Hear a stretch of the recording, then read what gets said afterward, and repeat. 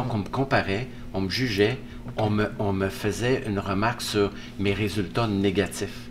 Prends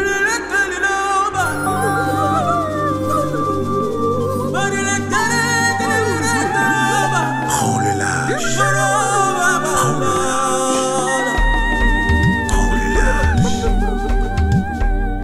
Bienvenue dans Prends le large, le podcast qui t'inspire, qui te motive et qui t'équipe afin que tu puisses sortir de ta zone de confort, affronter l'inconfort, devenir plus fort et réaliser tes propres rêves. Merci infiniment pour vos nombreux partages, c'est grâce à vos commentaires, c'est grâce à votre distribution sur les réseaux sociaux que les gens sont impactés par le contenu que nous diffusons à travers cette émission, à travers ce podcast.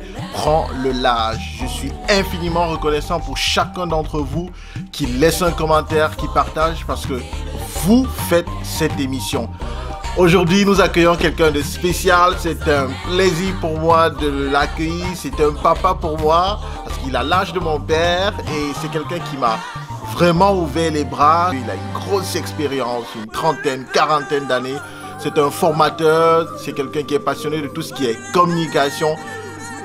Aujourd'hui, nous accueillons George Wright.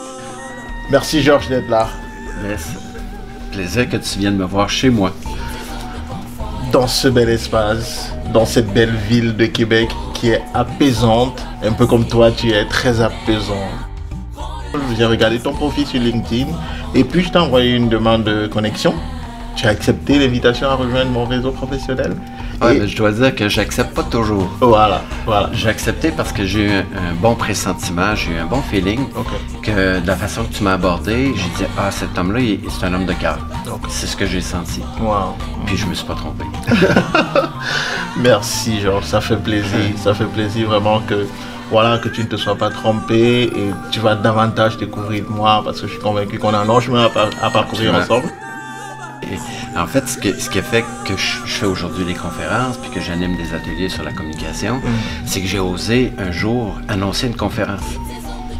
Parce que je voulais sortir de ma timidité. La seule façon de sortir de ma timidité, c'est de faire face à ma timidité.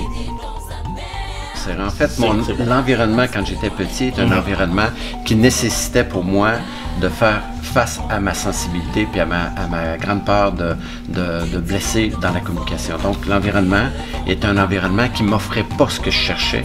Donc, j'ai dû le chercher ailleurs. Et cet ailleurs-là, je l'ai trouvé à l'intérieur de moi. Ça a pris 33 ans en fait, pour que je découvre que la solution que je cherchais n'était pas dans l'extérieur, mais était à l'intérieur de moi. Mais on ne construit pas une vie dans la facilité, dans la ouate. Absolument. Mais en fait, ce que j'ai réalisé aussi, puis je crois que ça peut être important pour ceux qui écoutent, qui aimeraient sortir de leur zone de confort, qui aimeraient se lancer et aller pour prendre le large, sachez que quand vous le faites par amour pour soi, l'environnement, l'univers nous supporte. Toujours. Mais quand je rencontre des gens, puis que je partage, puis que je vois les gens, c'est s'ouvrir. C'est comme une fleur qui s'ouvre. Tu te dis, mais j'ai contribué. C'est le meilleur salaire. C'est absolument. Moi, c'est ce qui me nourrit à chaque jour. C'est la récompense. À chaque jour. Absolument. En fait, pour les gens qui auraient le goût, suite au partage que j'ai fait avec Brice, de se lancer, ne serait-ce que de faire un petit pas en dehors de la zone de confort, il y aura toujours deux raisons pour lesquelles on prend une décision. Puis c'est ce qui m'a permis, moi, de rester focusé sur mon choix. J'avais le choix d'écouter ma tête, l'ego, ou écouter mon cœur. Et à chaque fois que j'avais un doute, je me disais, est-ce que je suis en paix? Est-ce que mon cœur est en paix avec la décision que j'ai prise? Et quand ça faisait oui, automatiquement, j'avais de l'extérieur une confirmation que ce que j'avais pris comme décision était la bonne décision. Une anecdote, à un moment donné, j'avais le goût d'abandonner. J'avais le goût de retourner à ce qui était connu, facile. Et je me suis demandé un matin, je dis, est-ce que ce que je fais, ça porte fruit? Est-ce que c'est ce que je veux faire pour le reste de ma vie? Est-ce que c'est utile?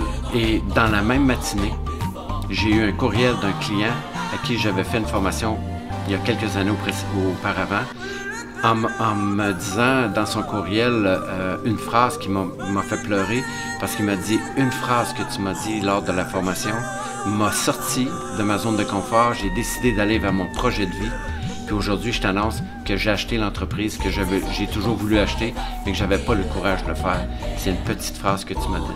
Vous aurez ce genre de reconnaissance qui viendra de l'extérieur, ne serait-ce que pour vous encourager à continuer, mais sachez que votre cœur sera votre meilleur guide, pas la tête. Qu'est-ce qui fait qu'on a de la difficulté à sortir de notre zone de confort? C'est que la zone qui suit lorsqu'on sort de la zone de confort, c'est la zone d'inconfort et la zone d'apprentissage. Ils sont ensemble. Et ça nous ramène à quand on était petit. Moi, je me souviens quand je suis parti de la maison, qui était ma zone de confort, aller jusqu'à 5 ans, 6 ans, pour aller à l'école, pour aller me confronter à des élèves qui avaient plus intelligents, qui avançaient plus rapidement, qui comprenaient plus vite. Donc, on me comparait, on me jugeait, on me faisait une remarque sur mes résultats négatifs. Donc, dans le futur, ce qui arrive, c'est que lorsque je veux sortir de ma zone de confort, mon inconscient dit « Ouais, mais ça va être quoi la zone d'apprentissage? Comment ça va se passer pour toi? » Et il me ramène à ce qui était difficile à l'époque. Et quand je suis conscient de ça, je dis « Ok, ça c'était quand j'étais petit. Maintenant, j'ai appris à lire, à écrire, à compter, et je suis capable d'apprendre quelque chose de nouveau. » Ça, c'est l'étape de l'apprentissage, parce qu'on apprend quoi de nouveau. Mais il y aura des efforts à faire. Absolument. Mais les efforts ne seront pas faits si je ne sais pas vers quoi je veux tendre et c'est quoi le but, l'objectif précis pour moi. En anglais, on dit « What's in it for me ». Ça veut dire qu'est-ce que ça va m'apporter, que j'accepte de faire ces efforts-là, de rester en dehors de la zone de confort, vers quoi je veux aller, que ce soit matériel, intellectuel, intérieur, force, tout ce qu'on peut souhaiter. Puis je dis aux gens, plus la liste est grande des bénéfices qu'on cherche, plus les efforts vont être faciles à faire. On va juste dire 3 personnes qui t'inspirent et pourquoi. Donc tu vas me donner 3 noms. Et à chaque fois que tu donnes un nom, tu donnes la raison pour laquelle cette personne t'inspire. En fait, j'en ai 4. Ok, vas-y. La première, c'est toi. Mais simplement parce que j'ai procrastiné pendant des années à faire des podcasts. Je me dis, non, j'ai pas le temps, j'ai pas l'équipement. J'avais plein de raisons, plein d'excuses. Toi, je trouve que tu es un homme très courageux d'oser le faire, puis je te remercie pour ça. T'es ma première inspiration. Et...